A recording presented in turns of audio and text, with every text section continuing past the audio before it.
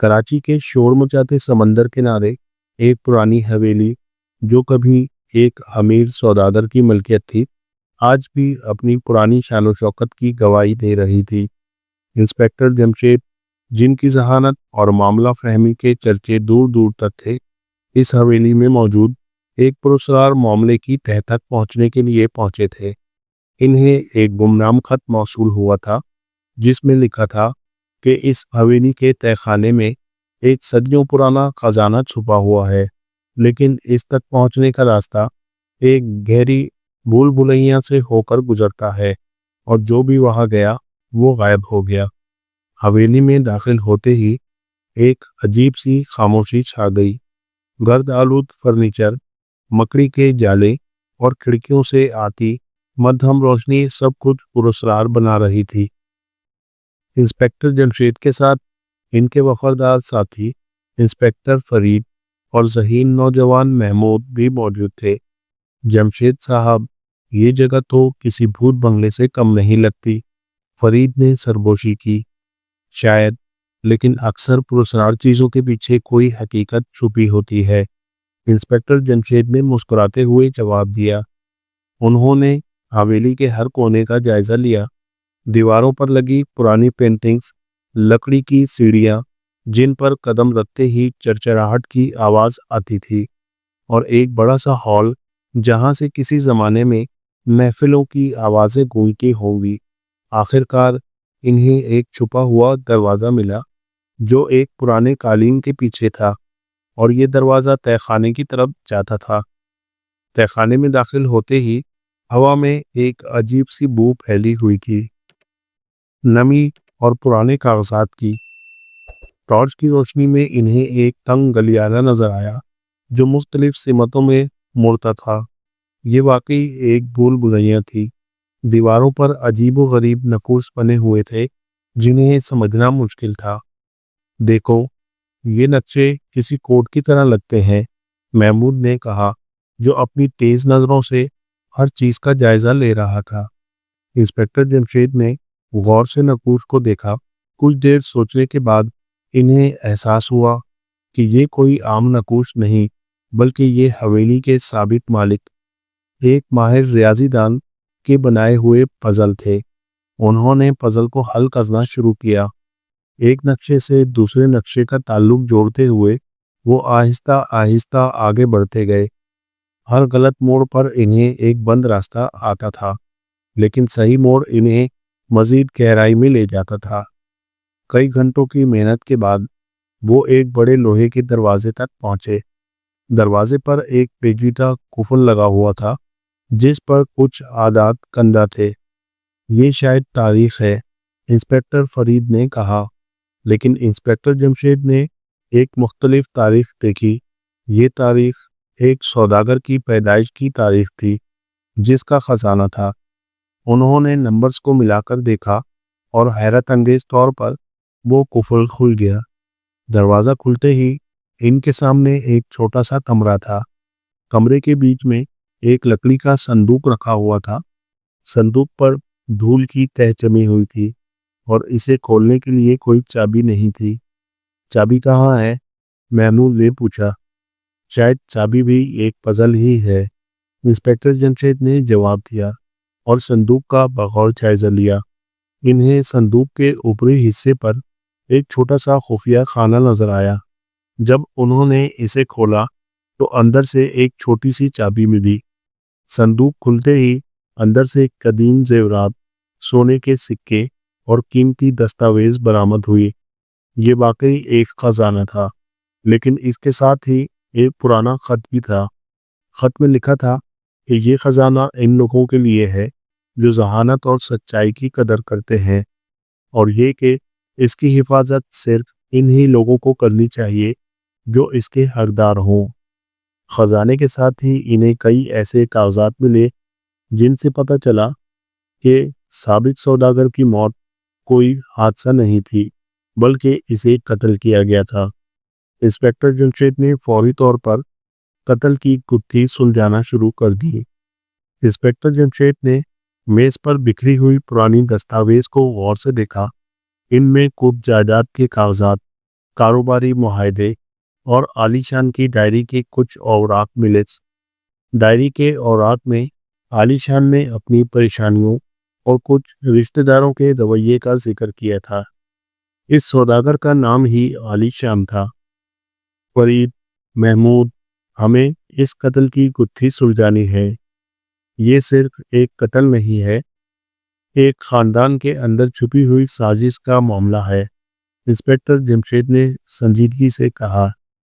Diary کے مطالعے سے پتہ چلا کہ عالی شان کا ایک بھتیجا زبیر تھا جو جوئے اور فضول خرچی کا عادی تھا۔ وہ ہمیشہ مالی مشکلات کا شکار رہتا تھا اور اپنے چچا کی دولت پر نظر رکھتا تھا۔ ڈائری میں عالی شان نے کئی بار زبیر کی طرف سے جائیداد پر قبضے کی کوشش کا ذکر کیا تھا۔ زبیر کا ایک قریبی دوست عامر تھا جو ایک سابق وکیل تھا، لیکن بدعنوانی کی وجہ سے اس کا لائسنس منسوخ ہو چکا تھا۔ عامر کے پاس قانون کی پیچیدگیوں اور خفیہ راستوں کی گہری سمجھ تھی۔ ایک اور اہم کردار نادیہ کا تھا جو عالی شان کی بھانجی تھی اور اس کی شادی زبیر سے ہونے والی تھی۔ عالی شان نے ڈائری میں نادیہ کے رویے میں حالیہ تبدیلیوں کا بھی ذکر کیا تھا۔ اسے شک تھا کہ نادیہ کسی دباؤ میں ہے۔ معاملہ صاف ہے، محمود نے کہا۔ زبیر کو پیسوں کی ضرورت تھی اور عامر اسے قانونی مشورے دے رہا ہوگا، صرف مالی لالچ نہیں، انسپکٹر جمشید نے کہا۔ عالی شان کی ڈائری میں یہ بھی لکھا ہوا ہے کہ اس نے زبیر کو ایک بڑے قرض کی ادائیگی کے لیے آخری موقع دیا تھا۔ بصورت دیگر وہ اسے اپنی جائیداد سے بے دخل کرنے والا تھا۔ یہ ایک بڑا محرک ہو سکتا ہے۔ ڈائری میں علی شان نے اپنی موت سے ایک دن پہلے کے واقعات تفصیل سے لکھا تھا۔ وہ اپنے معمول کے مطابق رات دیر تک تہہ خانے میں اپنے خزانے اور قیمتی دستاویز کا جائزہ لے رہا تھا جب اسے کسی کے قدموں کی آہٹ سنائی گئی۔ اس نے اپنی ڈائری میں یہ بھی لکھا تھا کہ اسے محسوس ہوا جیسے کوئی اس کی نگرانی کر رہا ہو۔ انسپکٹر جمشید نے حویلی کے تہہ خانے کا دوبارہ جائزہ لیا۔ وہاں انہیں ایک خفیہ راستہ ملا جو براہ راست حویلی کے باہر ایک پرانے کنویں تک جاتا تھا۔ یہ راستہ اتنا تنگ اور پوشیدہ تھا کہ عام طور پر اسے کوئی نوٹس نہیں کرتا۔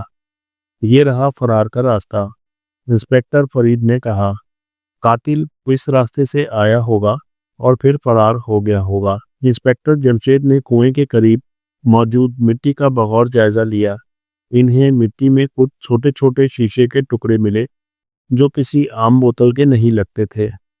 مزید غور کرنے پر انہیں مٹی میں کچھ باریک ریشے بھی ملے جو کسی خاص قسم کے کپڑے سے تعلق رکھتے تھے۔ انسپکٹر جمشید نے زبیر اور عامر سے تفتیش کی۔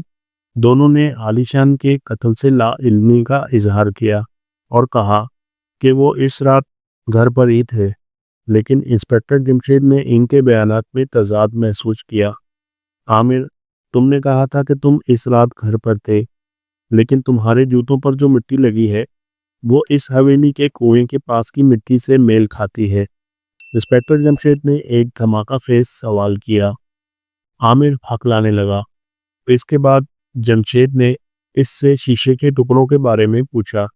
عامر پہلے تو لاجواب تھا، لیکن پھر اس نے بتایا کہ وہ ایک خاص قسم کی دوا پیتا تھا جس کی شیشی اس نے وہیں پھینک دی تھی۔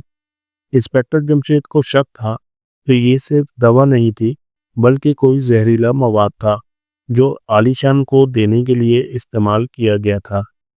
پھر انہوں نے نادیہ کی طرف رخ کیا۔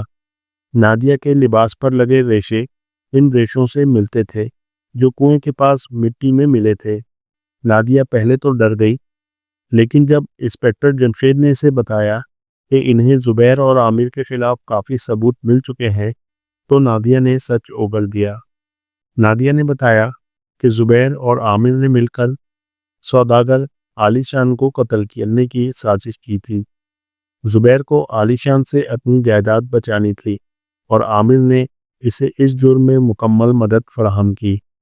قتل کی رات عامر نے خفیہ راستے سے حویلی میں داخل ہو کر عالی شان کو زہریلی دوا پلائی۔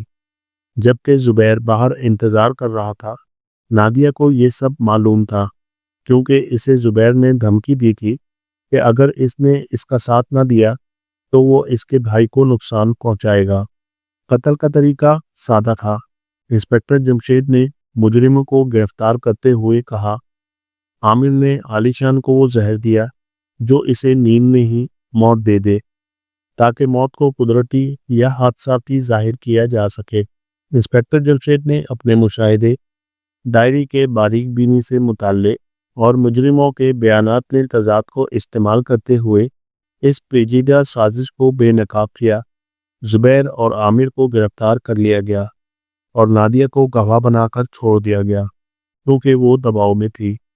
یہ معاملہ صرف ایک خزانے کی تلاش کا نہیں تھا بلکہ ایک خاندان کے اندر چھپی ہوئی سازش، لالچ اور رنجش کی گہری کہانی تھی جسے انسپکٹر جمشید نے اپنی ذہانت سے حل کیا۔ ایک بار پھر انصاف کا بول بالا ہوا۔ تو دوستو، کہانی پسند آئی ہو تو پلیز لائک کیجیے گا، دوستوں کے ساتھ شیئر بھی کیجیے گا، اور اگر چینل پر نئے ہیں تو پلیز سبسکرائب کر لیں اور بیل آئیکن کے بٹن کو بھی دبا لیں تاکہ ہر نئی کہانی کا نوٹیفیکیشن آپ کو وقت پر مل سکے۔ اور کمنٹس میں بھی اپنی آراء سے آگاہ کیجیے گا کہ آپ کہاں سے یہ ویڈیو دیکھ رہے ہیں اور آپ کو کس طرح کی کہانیاں پسند ہیں۔ تو پھر ملتے ہیں ایک نئی کہانی، ایک نئے قصے کے ساتھ۔ اللہ حافظ۔